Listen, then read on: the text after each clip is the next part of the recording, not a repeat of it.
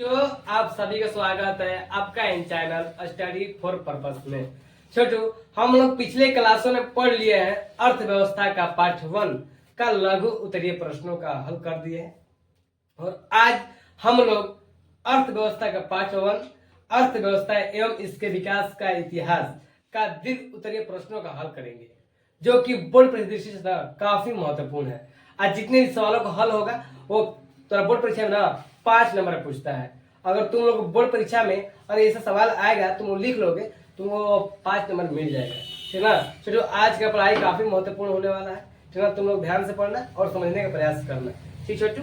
चलो हम लोग फिर क्या पढ़ेंगे आज? अर्थव्यवस्था ना। चलो, अर्थव्यवस्था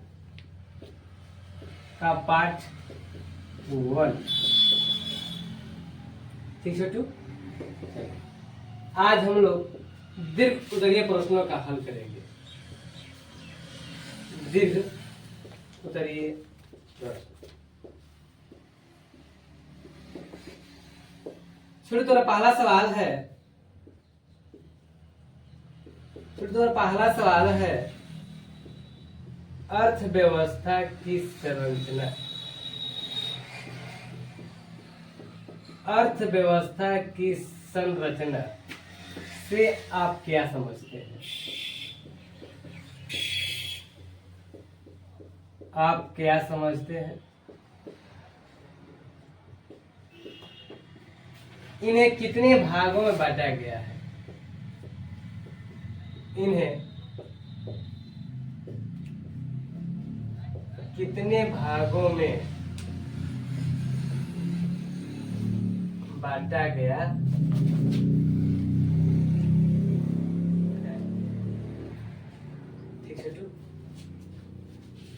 सबको दिख रहा है ना? चलो, और अब पढ़ लेते हैं।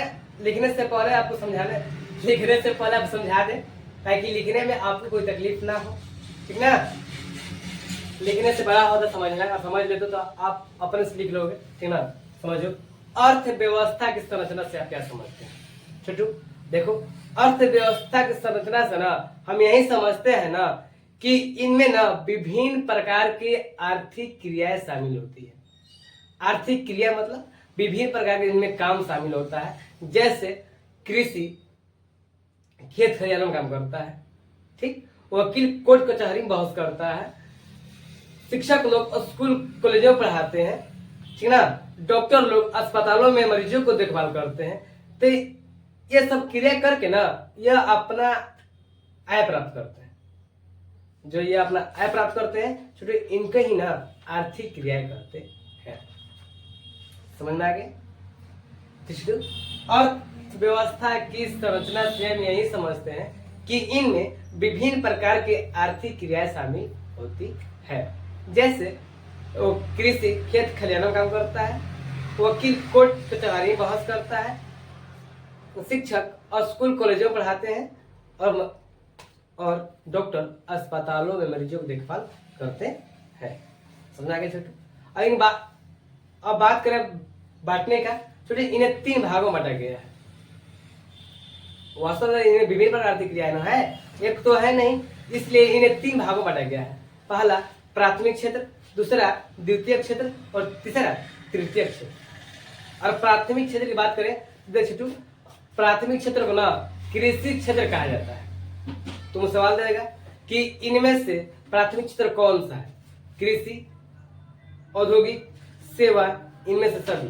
तो उस समय तुम लोग कृषि मार देना, ठीक। कृषि पर टिक मार देना। सुनाया? नहीं सुनाया? देखो, प्राथमिक क्षेत्र को ना कृषि क्षेत्र भी कहा जाता है। इसके अंतर्गत मछली पालन, पशुपालन, खेत खलिहान जो लोग काम करते हैं सब आ जाता है। सुना गया? अब पढ़ेंगे द्वितीय क्षेत्र। छोटू, द्वितीय क्षेत्र में ना द्वितीय क्षेत्र को छोटू औद्योगिक क्षेत्र भी कहा जाता है। औद्योगिक मतलब अच्छी तरह सबको पता होगा। औद्योगिक मतलब होता है कि जब कोई व्यापार करता है, जब कोई उत्पादन करके उसको बेचता है, ठीक है। और द्वितीय क्षेत्र के अंतर्गत ना व्यापार आ जाता है। व्यापार, उत्पादन, साधन इत्यादि। ठीक, इसमें कोयला भी आ जाएगा, कोयला भी तो पता है ना। तीसरा तृतीय क्षेत्र। चलो तृतीय क्षेत्र को ना सेवा क्षेत्र भी कहा जाता है, बात समझे ना। तृतीय क्षेत्र को सेवा क्षेत्र भी कहा जाता है। इसके अंतर्गत ना बैंक, बीमा, परिवहन साधन इत्यादि जो हमको सेवा प्राप्त कर सकता है, जो हमको किसी कार्य को करने के लिए हमको कुछ लंबे समय तक वो आय रखे, उसे बैंक कहते हैं। मान लो कि हमारे पास रुपए रखे हैं, चोरी होने की शंका है, तो हम उसे क्या करते हैं, बैंक में जमा करते हैं। और जब बैंक में जमा किए तो रुपया मेरा क्या है, सुरक्षित है। ठीक छोटू, जो मेरा सुरक्षित है, तो अब बताओ वो हमको सेवा प्रदान किया कि नहीं सेवा प्रदान किया, किया ना। इस प्रकार से तृतीय क्षेत्र को ना सेवा क्षेत्र भी कहा जाता है। सभी समझ में आ गया हम, चलो लिखते हैं। ठीक छोटू, समझ में आ गया ना, देखो और तुमको अच्छे से समझ में आ जाएगा। चलिए उत्तर छोटू, सवाल तो पहला है, अर्थव्यवस्था की संरचना से आप क्या समझते हैं। छोटू, अर्थव्यवस्था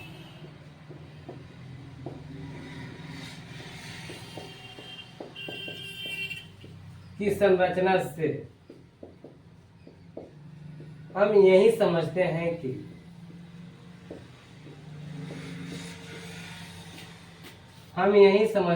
कि इनमें विभिन्न प्रकार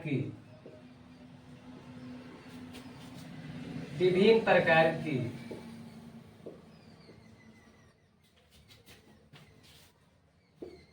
आर्थिक क्रियाएं शामिल होती है। आर्थिक क्रियाएं शामिल होती है। अब जैसे कि बात करें, जैसे वकील,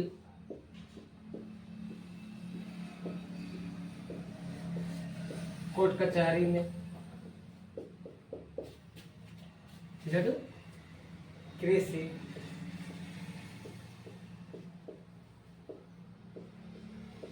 खेत खलिहानों में,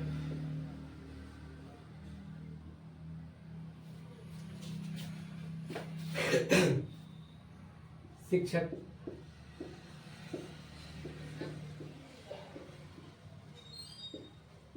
और स्कूल कॉलेजों में पढ़ाते हैं ना, कॉलेजों में डॉक्टर,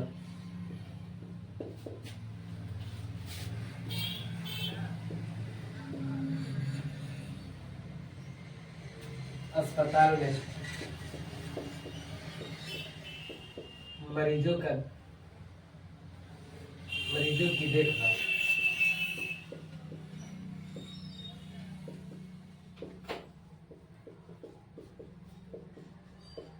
करते हैं। इस प्रकार से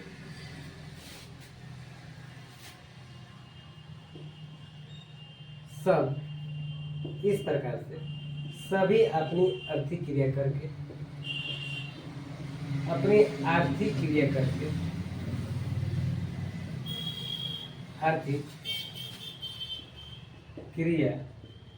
क्रियाएं करके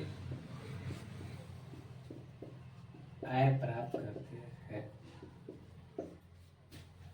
आय प्राप्त करते हैं, इन्हें ना अर्थव्यवस्था संस्था कहते हैं। इन्हें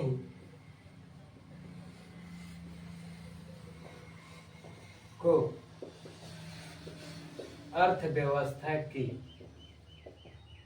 संरचना कहते हैं। संरचना मतलब होता है उसका बनाव। अब बताओ अर्थव्यवस्था कैसी है, ऐसे ही नहीं है जी। अब तुम लोग बताओ, चलो कोई पूछ देता है तुम्हारी अर्थव्यवस्था कैसी है, तो कहते हो अच्छी है, ठीक ना। इसी प्रकार से अर्थव्यवस्था का होता है। संरचना मतलब बनावट होता है, ठीक ना, ढांचा होता है, ठीक ना, किस तरह ढांचा है, किस तरह बनावट है, इसका हो जाएगा बनावट। संरचना मतलब क्या होता है, बनावट। ठीक, चलो अब आगे। इन्हें लिखते छोटू। अर्थव्यवस्था की संरचना को, अर्थव्यवस्था, एक मिनट, अर्थव्यवस्था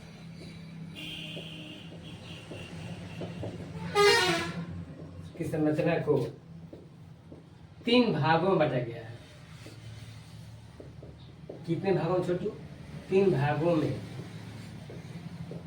बांटा गया है। कितने भागों में? 3 भागों में ना। पहला कौन छोटू? प्राथमिक क्षेत्र। पहला कौन? प्राथमिक क्षेत्र ना। चलो छोटू, प्राथमिक क्षेत्र को कृषि क्षेत्र भी कहा जाता है, सभी को पता है ना। तो छोटू, प्राथमिक क्षेत्र को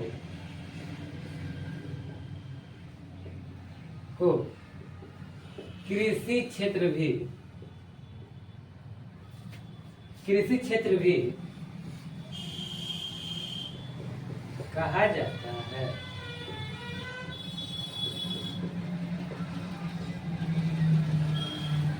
इसके अंतर्गत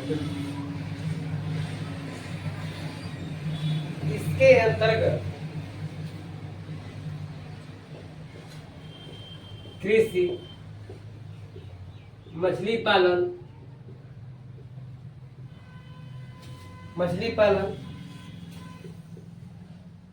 पशुपालन इत्यादि आ जाते हैं।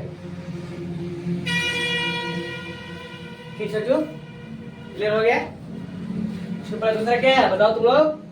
औद्योगिक क्षेत्र ना। अरे यार चलो छोटू, तो दूसरा द्वितीयक क्षेत्र।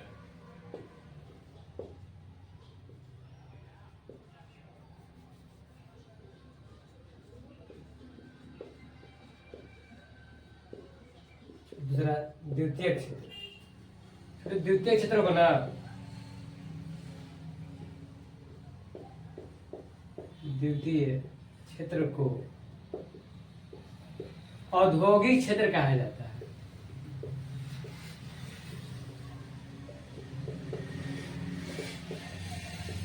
औद्योगिक क्षेत्र भी कहा जाता है।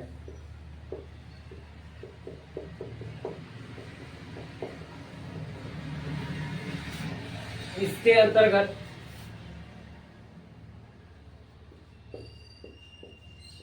द्वितीय क्षेत्र को औद्योगिक क्षेत्र भी कहा जाता है। इसके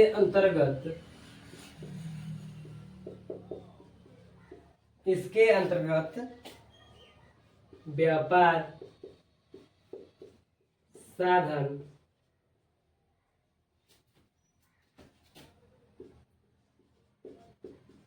परिवहन इत्यादि आ जाते हैं। इत्यादि आ जाते हैं। क्या छोटू? तीसरा तृतीय क्षेत्र ना। तृतीय क्षेत्र छोटू, तृतीय क्षेत्र ना सेवा क्षेत्र भी कहा जाता है। तो छोटू,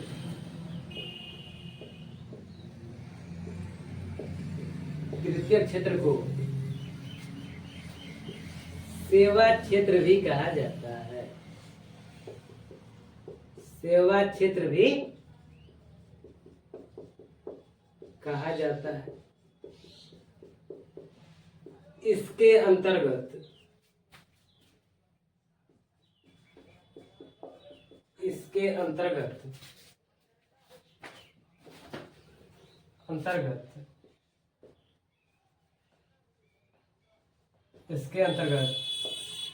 बीमा, परिवहन, बैंक,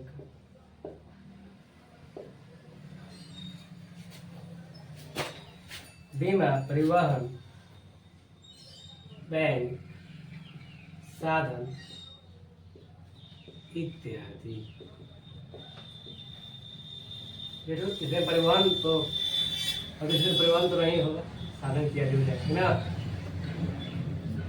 देखिए सभी लोग, तो ये तुम्हारा 5वां सवाल है, तो सभी पता है ना। आता है सवाल यह, अर्थव्यवस्था की संरचना से आप क्या समझते हैं? इन्हें कितने भागों में बांटा गया है? सवाल पूछता है। तो छोटू लिख लो सब। तो दिखाई नहीं हो रही है, देखो नहीं दिखाई मैं लिख ले बिंदा। छोटू तुम लोग लिखो आराम से, ठीक ना? सभी दिख रहा है कि नहीं? एक मिनट रुक जाओ, रुक जाओ, नहीं दिख रहा है का?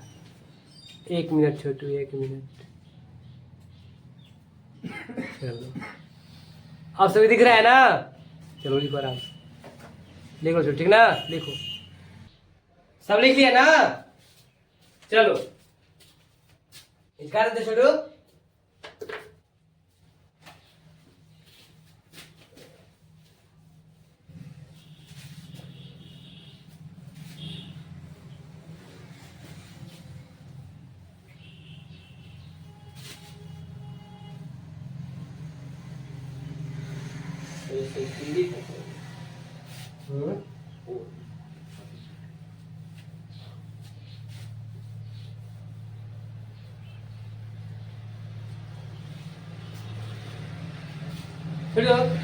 तुम लोगों का दूसरा सवाल है, आर्थिक विकास क्या है? और आर्थिक विकास और आर्थिक वृद्धि में अंतर बताए। ठीक है, ये भी सवाल देते हैं बोर्ड परीक्षा में, ठीक ना? तो आर्थिक विकास ना मेयर एवं बाल्डिन के अनुसार, छोटू अर्थशास्त्री थे, ठीक ना? मेयर एवं बाल्डिन के अनुसार ना वो बताया ना, आर्थिक विकास एक ऐसी प्रक्रिया है जो लंबे समय तक, मतलब दीर्घकाल समय तक किसी भी अर्थव्यवस्था के वास्तविक राष्ट्रीय आय में वृद्धि होती है, उसी को हम आर्थिक विकास कहते हैं। ठीक है। और मेडिसन के अनुसार आर्थिक विकास और आर्थिक वृद्धि में कोई खास अंतर नहीं। एक मेडिसन अर्थशास्त्री थे, इन्होंने बताया ना कि आर्थिक विकास और आर्थिक वृद्धि में कोई खास अंतर नहीं है। अगर गरीब देश में वृद्धि हो रही है छोटू, और गरीब देश में वृद्धि हो रही है छोटू, वह है आर्थिक विकास। और वही धनी देश में राष्ट्रीय आय वृद्धि हो रही है ना, वह है आर्थिक वृद्धि। अब बताओ कोई खास अंतर है? नहीं। ये बताओ धनी गरीब है, जो निर्धन देश है उसमें राष्ट्रीय वृद्धि हो रही है तो वह आर्थिक विकास, और धनी देश है और उसमें वृद्धि हो रही तो आर्थिक वृद्धि। ठीक है, तो लिखते हैं सवाल का दूसरा, आर्थिक विकास। आर्थिक विकास क्या है?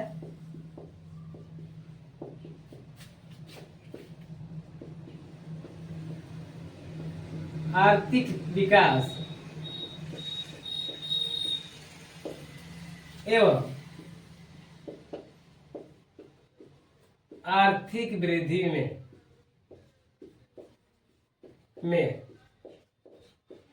अंतर बता दे। ठीक है, देखो मेयर, उत्तर छोटू लिख रहा है, प्रो मेयर एवं बाल्डविन के अनुसार, बाल्डविन के अनुसार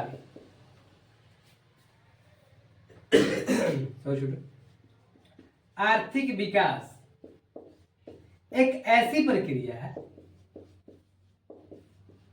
एक ऐसी प्रक्रिया है, एक ऐसी प्रक्रिया है जो दीर्घकाल में, जो दीर्घकाल में, जो दीर्घकाल में किसी भी अर्थव्यवस्था, किसी अर्थव्यवस्था के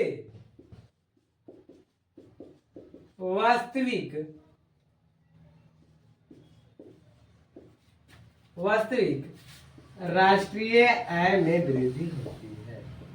वास्तविक राष्ट्रीय आय में वृद्धि बतलाती है, होती कल बोल दिया था, बतलाती है, उसे ही उसे ही आर्थिक विकास करते हैं। प्रोमेयर एवं वार्डिन के अनुसार आर्थिक विकास एक ऐसी प्रक्रिया है जो दीर्घ काल में किसी अर्थव्यवस्था के वास्तविक राष्ट्रीय आय को बदलाती है। उसे क्या कहते हैं? आर्थिक विकास। ठीक छोटू, चलो आर्थिक विकास ना तभी होता है जब हमारी प्रति व्यक्ति आय बढ़ती होती है ना, प्रति व्यक्ति आय में तो राष्ट्रीय आय वृद्धि होती है। जब वो राष्ट्रीय आय वृद्धि होती है फिर उस तब जाकर उनका आर्थिक विकास में वृद्धि होती है। ठीक ना? अब जिस देश का राष्ट्रीय आय कम है तो बताओ उस देश विकास हो सकता है? जी नहीं। जिस देश का राष्ट्रीय आय अधिक हो उस देश काफी मजबूत स्थिति चल जाएगा, आर्थिक विकास। समझा रहा है बात? चलो अब ये सब पढ़ते हैं आर्थिक विकास और आर्थिक वृद्धि में अंतर बतावे।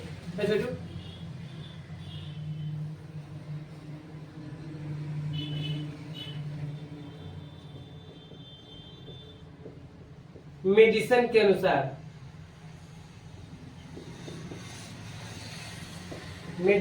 अनुसार आर्थिक विकास एवं आर्थिक वृद्धि में कोई खास अंतर नहीं है।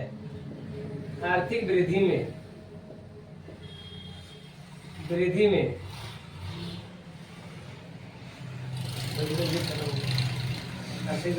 एक बार छोटू सब लिखो, ठीक ना? सब लिख लिया तुम लोग ना? तो यही खत्म हो गया था। ठीक ठीक, यही खत्म हो गया था।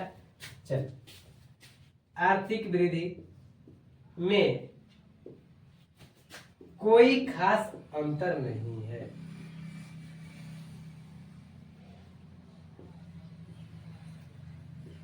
कोई खास अंतर नहीं है।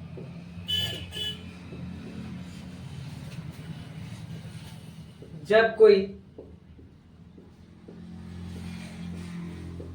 निर्धन देश में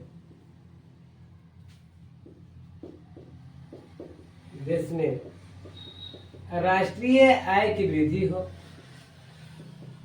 राष्ट्रीय आय में वृद्धि हो तो उसे आर्थिक विकास कहते हैं। उससे आर्थिक विकास कहते हैं।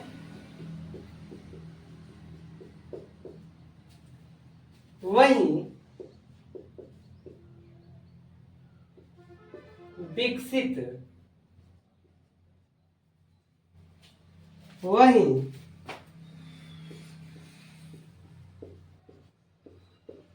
विकसित देश में राष्ट्रीय आय में बढ़ोतरी होती है। राष्ट्रीय आय में बढ़ोतरी होती है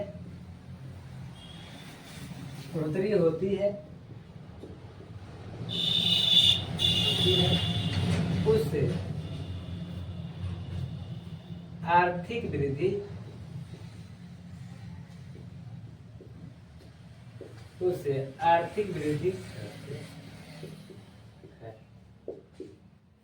ठीक है। तो मेडिसन के अनुसार मैं बताया था ना, आर्थिक विकास और आर्थिक वृद्धि कोई अंतर नहीं है। जब निर्धन देश में ना, जब मान लो कि जो देश विकसित नहीं है और उसमें राष्ट्रीय आय बढ़ोतरी होती है ना और राष्ट्रीय आय वृद्धि होती है, उसे हम आर्थिक विकास कहते हैं। जब वही विकसित देश में ना राष्ट्रीय आय बढ़ोतरी होती है ना, उसे छोटे हम आर्थिक वृद्धि कहते हैं। ठीक है, सब लिख लो।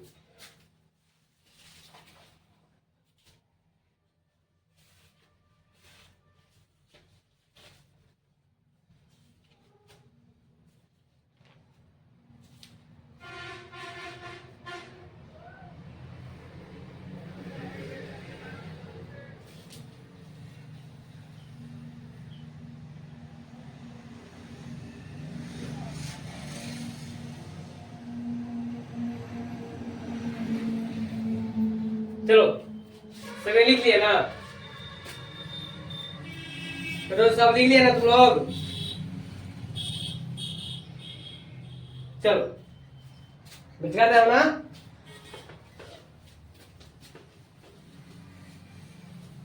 तो दोस्तों अब इसे याद कर लो कि ना बोर्ड परीक्षा में बार बार सवाल पूछता है, लेकिन काफी महत्वपूर्ण है। तुमसे बार बार बोल रहा है छोटू, ये तुम्हें 5 नंबर देकर चला जाएगा लिख दोगे तो।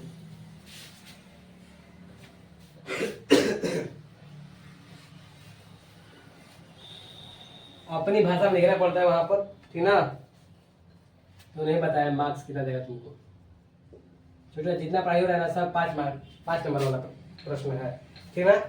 चलो छोटू अगला तो सवाल है तीसरा, आर्थिक विकास की माप। आर्थिक विकास की माप कुछ सूचकांकों के द्वारा ज्ञात करें। सवाल यही है तो देख लो।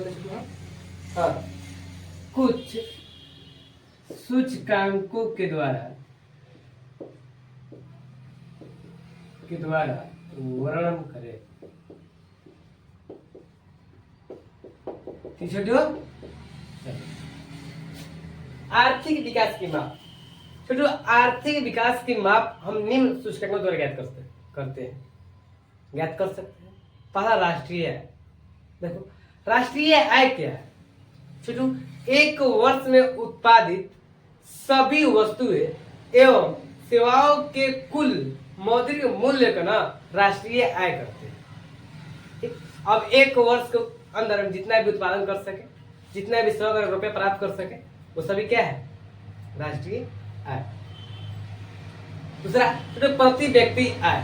छोटे प्रति व्यक्ति आय ना आर्थिक विकास की माप के सूचकांक ज्ञात करने में सबसे उचित सूचकांक माना जाता है।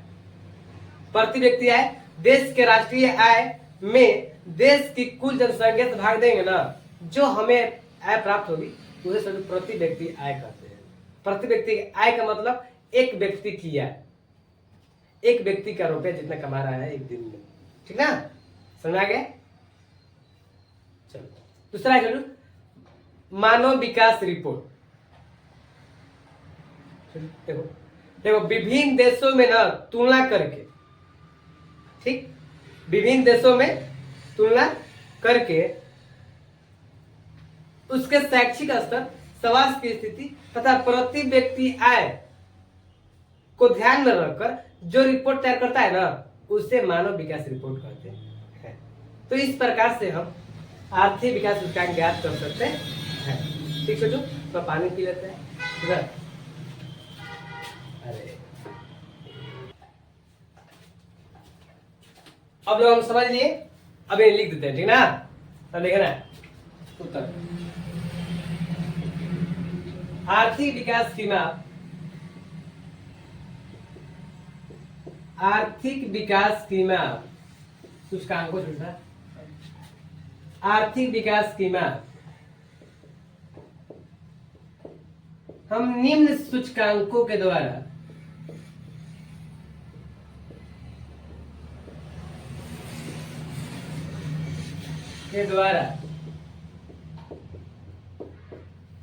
ज्ञात कर सकते हैं।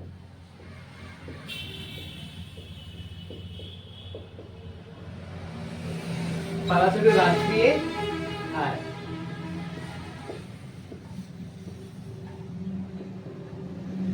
राष्ट्रीय आय तो चलो राष्ट्रीय आय एक वर्ष में उत्पादित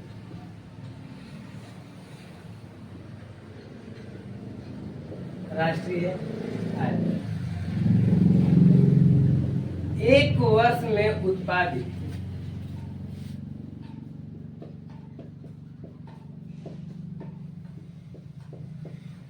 सभी वस्तु एवं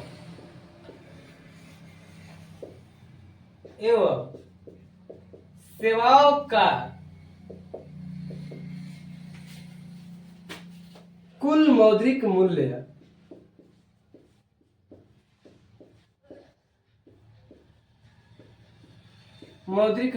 को राष्ट्रीय आय कहा जाता है।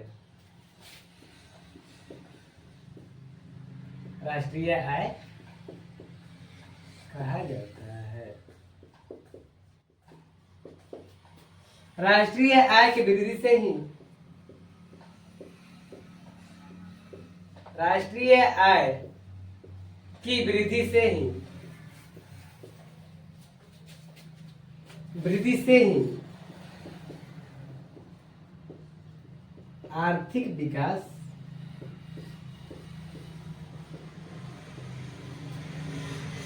राष्ट्रीय आय की वृद्धि से ही आर्थिक विकास काफी मजबूत स्थिति में चली जाती है।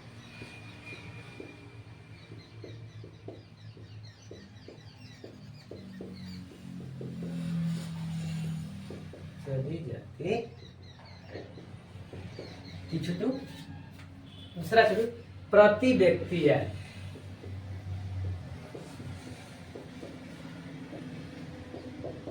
प्रति व्यक्ति आय जो आर्थिक विकास की माप न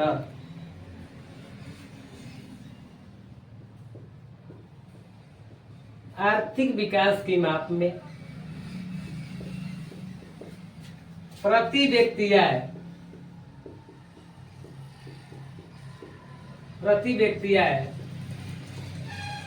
सबसे उचित सूचकांक माना जाता है।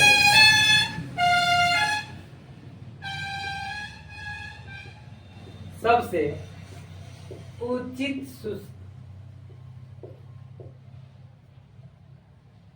सूचकांक माना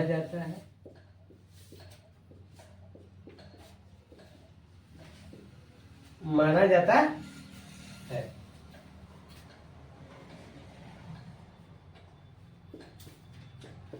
देश की कुल राष्ट्रीय आय में देश की कुल राष्ट्रीय आय में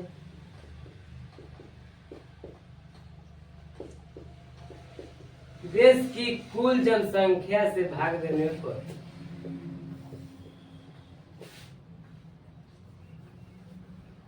देश की कुल जनसंख्या से भाग देने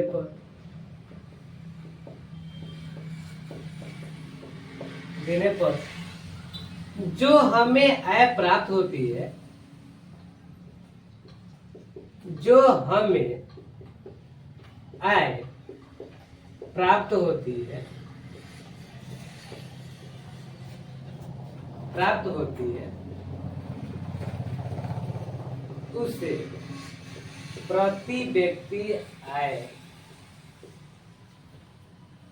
उसे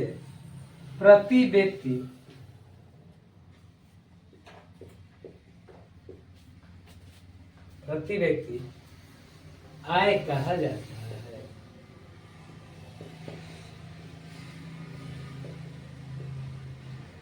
ठीक है, तो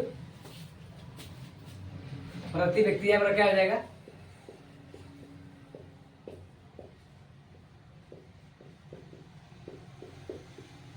राष्ट्रीय आय बटा में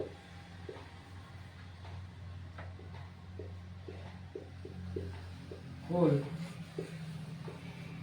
जनसंख्या। ठीक, तीसरा छोटू मानव विकास रिपोर्ट। मानव विकास रिपोर्ट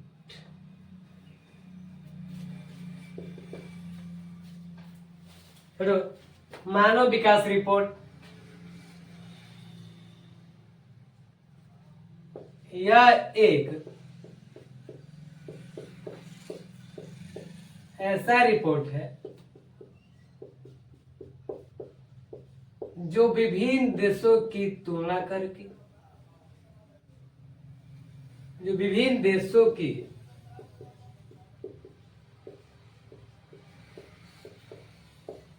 करके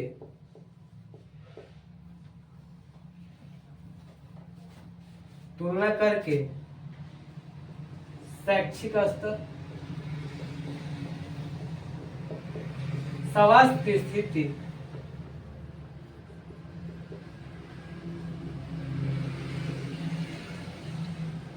तथा प्रति व्यक्ति आय को ध्यान में रखकर प्रति व्यक्ति आय को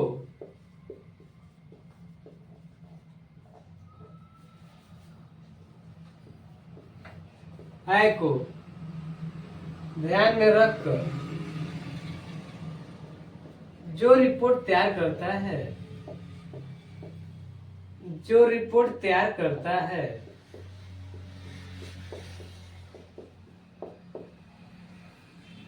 उसे मानव विकास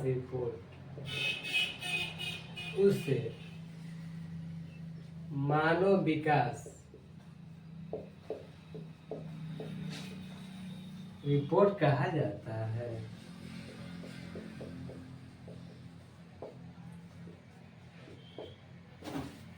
छोटू समझ आ गया ना? मानव विकास रिपोर्ट क्या है? छोटू एक ऐसा रिपोर्ट जो विभिन्न देशों की तुलना करके शैक्षिक स्तर, स्वास्थ्य स्थिति तथा प्रति व्यक्ति आय को ध्यान में रखकर जो रिपोर्ट तैयार करता है ना, उसे मानव विकास रिपोर्ट करते हैं। ये सब आर्थिक विकास के माप में ना सबसे उचित सूचकांक माना जाता है। ज्ञात करने के लिए आसान तरीका है कि आप राष्ट्रीय आय ज्ञात करें, प्रति व्यक्ति आय ज्ञात करें या मानव विकास रिपोर्ट ज्ञात करें। साहब आर्थिक विकास माप कर सकते हैं। छोटू तो लिखो सबको दिख रहा है ना?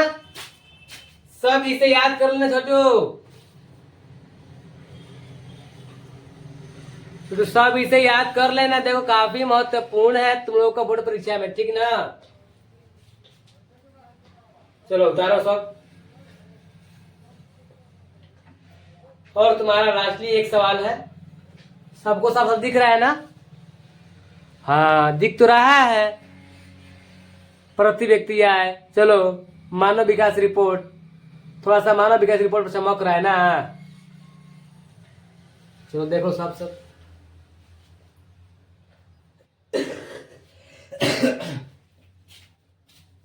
चलो सब उतार खाली कॉपी में सजाना नहीं है, इसको याद भी कर लेना है छोटू। ये नहीं तुम लोग खाली कॉपी में लिख कर छोड़ देते हो। चलो देखो, चलो सब लिख लिया ना तुम लोग? चलो अगला क्वेश्चन पढ़ते हैं हम। अगले क्वेश्चन की ओर बढ़ते हैं। सवाल है ना अगला क्वेश्चन तुम्हारा, बिहार में आर्थिक पिछड़ेपन क्या कारण है? यह सवाल छोटू काफी महत्वपूर्ण है। वेरी वेरी इंपोर्टेंट कर देना। VVI करते हो ना सवालों पर तुम लोग? हैं तो कर देना इसको।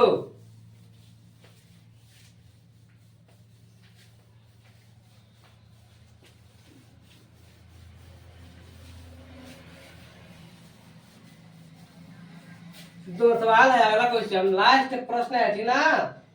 प्रश्न नंबर 4। तुम्हारा पार्ट 1 पूरा खत्म। तो जितना भी धीरे प्रश्न था छोटू, देखो सवाल है बिहार के आर्थिक पिछड़ेपन क्या कारण है?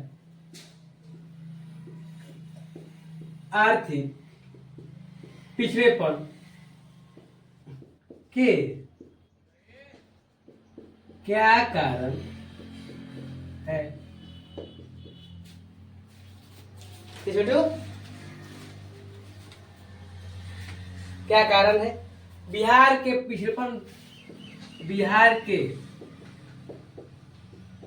पिछड़ेपन को दूर करने का उपाय बताएं। दूर करने का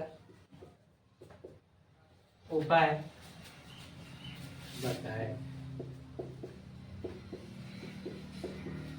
ठीक छोटू, तुम्हारा यही सवाल है। ठीक, बिहार के आर्थिक पिछड़ेपन क्या कारण है? छोटू लिखने से पहले तुमको समझा दे कि बिहार के आर्थिक पिछड़ेपन निम्न कारण है। पहला, बिहार के आर्थिक पिछड़ेपन क्या कारण है? बिहार के पिछड़ेपन को दूर करने का उपाय बताएं। तो छोटू बिहार के पिछड़ेपन के निम्न कारण है। पहला, तेजी से बढ़ती हुई जनसंख्या। दूसरा, औद्योगिक पिछड़ेपन। तीसरा, कृषि पर निर्भरता। चौथा, बाढ़ तथा सूखा क्षति। ठीक, प्रशासन का अभाव नहीं है छठा, इस प्रकार निम्न है छोटी। और हम बात कर दे तेजी से बढ़ती हुई जनसंख्या। बिहार में जो साधन है विकास के लिए, वो विकास के लिए साधन अब लोगों के ना भरण पोषण में चला जा रहा है। छोटू, जो जो मेरा साधन है वो विकास के लिए, बिहार के वो विकास के लिए नहीं, इतना जनसंख्या तेजी से बढ़ रहा है ना कि वो लोगों के ना भरण पोषण के लिए चला जा रहा है साधन। छोटू, औद्योगिक पिछड़ेपन। और हम ऐसा देखें बिहार में कोई ऐसा दिखता ही नहीं जो औद्योगिक विकास हो। सब खनिज संसाधन झारखंड में चला गया है। तो तीसरा, कृषि पर निर्भरता। बिहार में सबसे अधिक लोग कृषि पर निर्भर है, फिर भी कृषि की हालत ठीक नहीं है। कभी वो बाढ़ से प्रभावित होती है, कभी वो सूखा से प्रभावित होती है, कभी फसल से बर्बाद हो जाती है, बाढ़ आया पूरा धान लेकर चला गया, कभी सूखा आया पूरा अकाल ही पड़ गया। इस प्रकार से हम लोग फसलों में बर्बादी इसी तरह से हो जाते हैं, कभी बाढ़ से कभी सूखा से। फिर चौथा का है बाढ़ और सूखा क्षति का है। तो बाढ़ से ज्यादा प्रभावित उत्तरी क्षेत्र होता है। कभी नेपाल से 2008 2009 के देखेंगे आप, नेपाल से प्रभावित हुआ, नेपाल काफी आता है। ठीक, और दक्षिणी एरिया से ना, दक्षिणी क्षेत्र से हम लोग ना सूखा की क्षति आ जाती है, जिससे किसानों को ना अकाल जैसी समस्याओं को झेलना पड़ता है। जो दक्षिणी क्षेत्र में लोग हैं उन्हें काफी सूखा जैसी अकाल फसलों की बर्बादी को हम देखते हैं, झेलते हैं। और जो उत्तरी और क्षेत्र है यह बाढ़ से प्रभावित रहते हैं। हर साल हम लोगों को बाढ़ देखने को मिल जाता है। इस प्रकार से छोटे बिहार जो आर्थिक पिछड़ेपन निम्न कारण है। इस प्रकार से बिहार आर्थिक पिछड़ेपन है। और बात करें बिहार के पिछड़ेपन दूर करने का, तो सबसे पहले हम करेंगे जनसंख्या पर नियंत्रण। ठीक, उसके बाद आधारिक संरचना का विकास। हमारे पिछड़ेपन में आधारिक संरचना का अभाव भी है, और किसी भी राज्य या देश को विकास को ले जाना है तो उसका आधारिक संरचना का होना काफी महत्वपूर्ण है। हमारे राज्य में सड़क बिजली का अभाव है, बिहार में सड़क और बिजली का अभाव है, तथा शिक्षा की भी कमी है और स्कूल कॉलेजों की भी कमी है। स्वास्थ्य के लिए अस्पताल की कमी का अभाव है। छोटू, बिहार के आर्थिक पिछड़ेपन को दूर करने के लिए पहला जनसंख्या पर नियंत्रण करेंगे। दूसरा, आधारिक संरचना का विकास करेंगे। तीसरा, कृषि का तेजी से विकास करेंगे। चौथा, बाढ़ पर नियंत्रण करेंगे हम लोग। पांचवा, औद्योगिक का विकास करेंगे। 5, इस प्रकार से हम लोग का बिहार के आर्थिक पिछड़ेपन दूर किया जा सकता है। ठीक है, चलो हम लिखते हैं।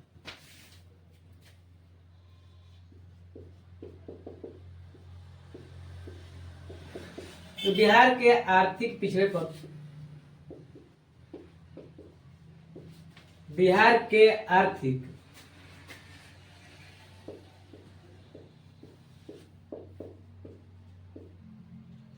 पिछड़ेपन के निम्न कारण है।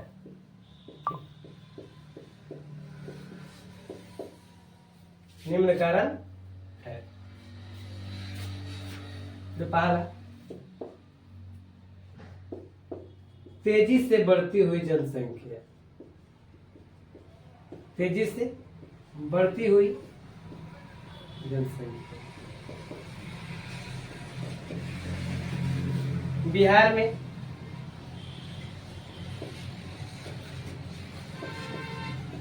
जनसंख्या काफी तेजी से बढ़ रही है। काफी तेजी से बढ़ रही है, जिसके वजह से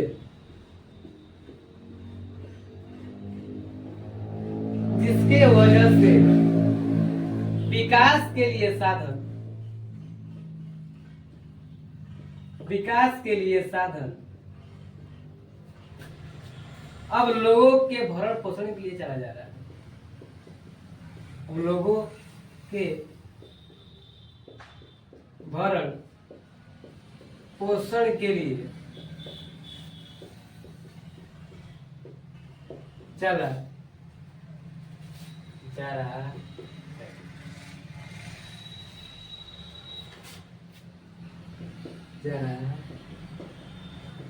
अब बताओ, जो साधन विकास के लिए थे और क्या है, लोगों को भरण पोषण के लिए चला जा रहा है। ठीक है। दूसरा, आधारित संरचना का विकास। आधारित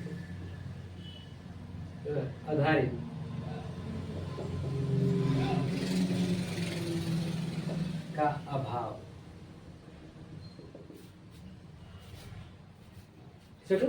आधारित संरचना का अभाव किसी भी देश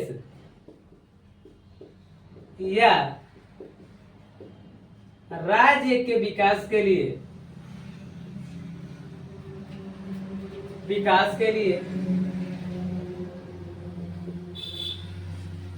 आधारित संरचना का होना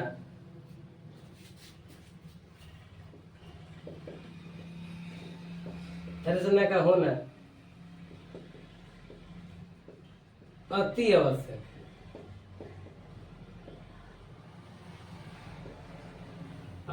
है।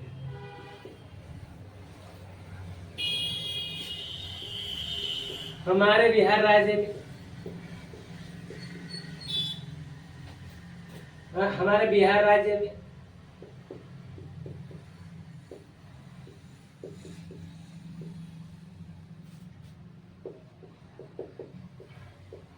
आधारित संरचना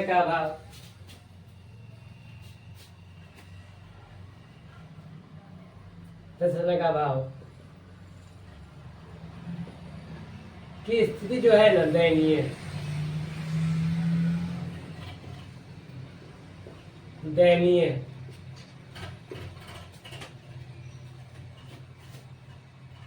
यहाँ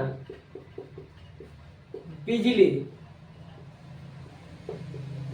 सड़क का अभाव है।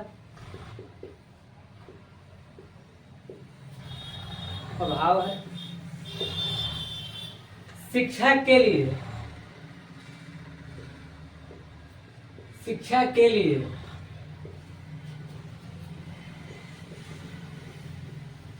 स्कूल,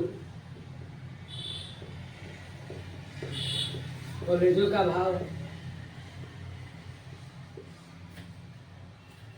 तथा स्वास्थ्य की स्थिति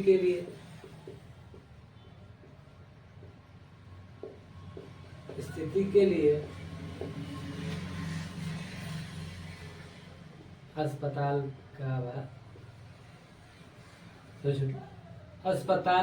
है।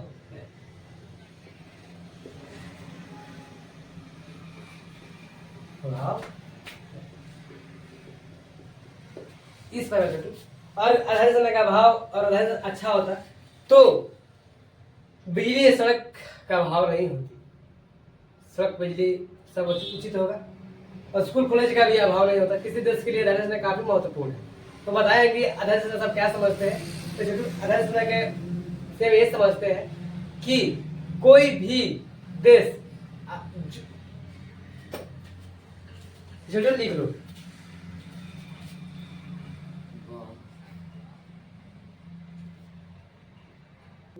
चलो सभी लोग लिख लो, ठीक ना। इसको मिट करके हम फिर से लिखवाते हैं। अभी देखो लिखे कारण हम लोग अभी लिखेंगे आगे, ठीक ना। लिखो सब, चलो सब लिख लिए ना। देखो, अगर आधारित संरचना का हम लोग अच्छा स्थिति होती ना तो हम लोग बिहार आर्थिक पिछड़ापन नहीं होता, मतलब पिछड़ापन दूर कर सकते थे हम लोग। आधा का विकास करके हम पिछड़ापन दूर कर सकते हैं। ठीक है, अगर हम स्कूल, कॉलेजों, अस्पतालों, बिजली, सड़क का विकास करके हम बिहार के आर्थिक पिछड़ापन को दूर कर सकते हैं, आधा का विकास कर सकते हैं। ठीक ना, जो देश के विकास के लिए सहायक हो तो उसके आधा से, ठीक ना। लिखिए। फिर तीसरा है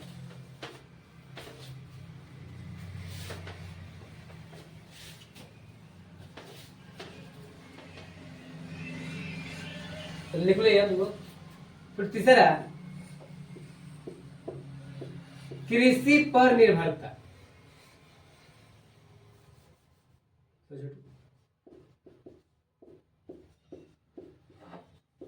कृषि पर निर्भरता।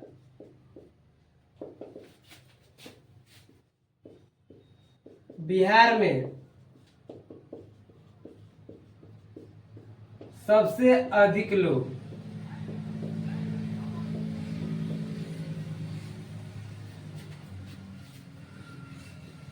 कृषि पर ही निर्भर है।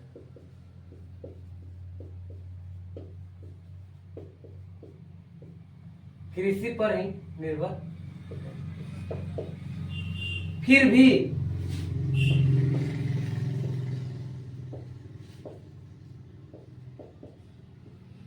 कृषि की हालत ठीक नहीं है।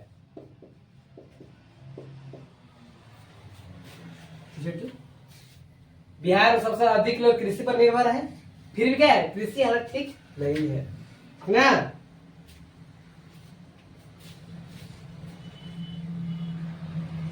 कभी हमारी फसलें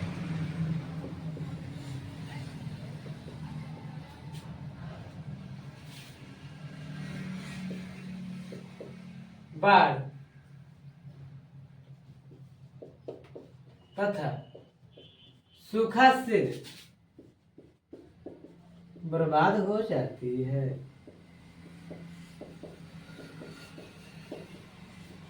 ठीक, जैसे कृषि पर लोग निर्भर है, हम लोग कृषि काम किए, अनाज पानी उत्पादन किए, हो सके बाढ़े आ गए तो जितना बड़ा है सब लेकर उस फसलों को बर्बाद कर दिया, सब नहीं होता है, सब तुम जानते हो ना तुम लोग।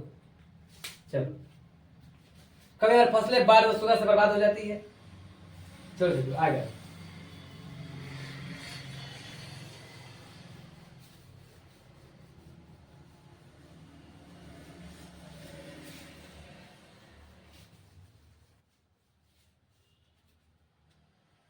चौथा शेड्यूल औद्योगिक पिछड़ेपन।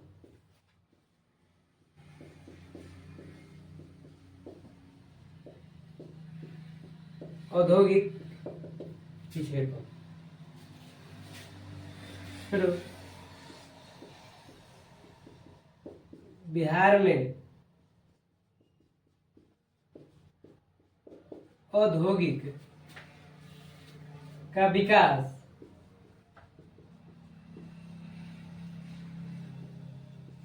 कभी भी दिखता ही नहीं है।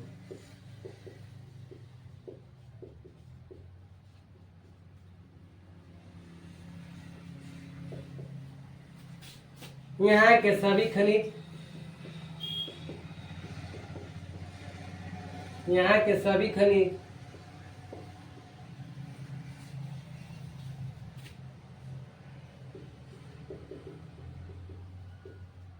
संसाधन झारखंड में चला गया है।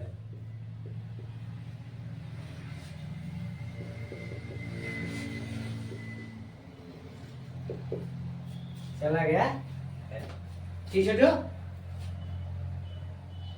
ठीक है ना, चलिए कृषि पर निर्भर था। बिहार में सबसे अधिक लोग कृषि पर निर्भर है, ठीक, फिर भी कृषि अधिक नहीं है। कभी कभी ना, कभी हमारी फसलें बाढ़ सूखा से बर्बाद हो जाती है। ठीक है, तुम देखते तुम लोग सभी लोग। अगर औद्योगिक पिछड़ापन, बिहार में औद्योगिक विकास कहीं पर दिखता ही नहीं है हम लोग को। ठीक ना। यहाँ के सभी खनिज संसाधन थे जब बंटवारा हुआ था हम लोग का, तो सभी कहाँ चला गया था, झारखंड में। तो पता है कि नहीं? ठीक है, चलो देखो तुम। और इस बार हम औद्योगिक का विकास करके ना हम बिहार का पिछड़ापन दूर कर सकते हैं। ठीक है, चलो रोजगार देना।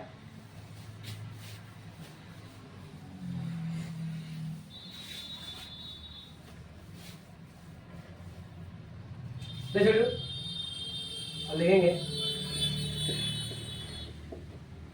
बिहार के पिछड़ेपन को,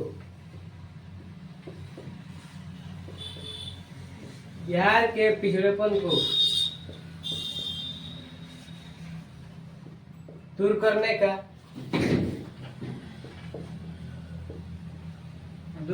का निम्न उपाय है। तो पहला, जनसंख्या पर नियंत्रण। जनसंख्या पर नियंत्रण देखो, हम जनसंख्या पर नियंत्रण करके ना बिहार के पिछड़ेपन को दूर कर सकते हैं। ठीक है। दूसरा, कृषि का तेजी से विकास कर।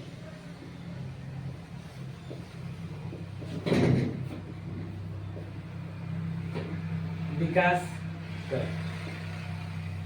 और अब कृषि के तेजी से विकास करेंगे तो हो सकता है बिहार का आर्थिक पिछड़ेपन दूर हो जाए। तीसरा छोटू, औद्योगिक का विकास कर।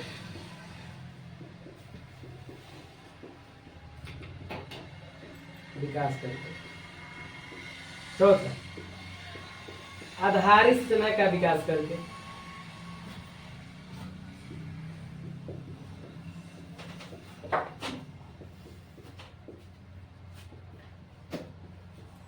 विकास करके। चौथा, अच्छा छोटू, बाढ़ पर नियंत्रण करके।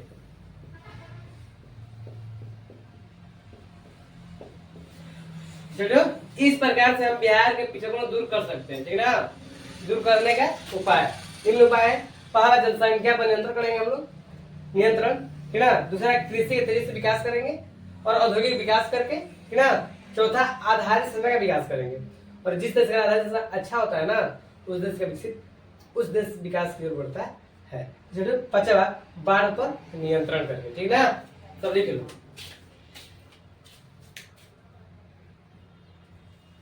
सबको दिख रहा है छोटो?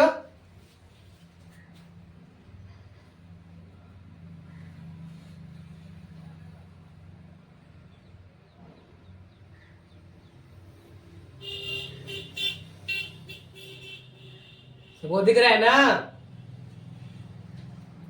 चलो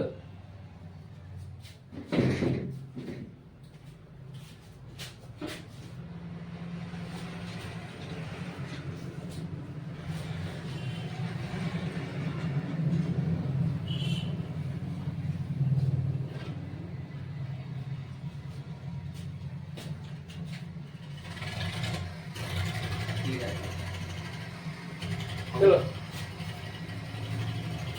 चलो, इस प्रकार से तुम लोग का पूरा दीर्घ उत्तरीय प्रश्न का हल कर दिए।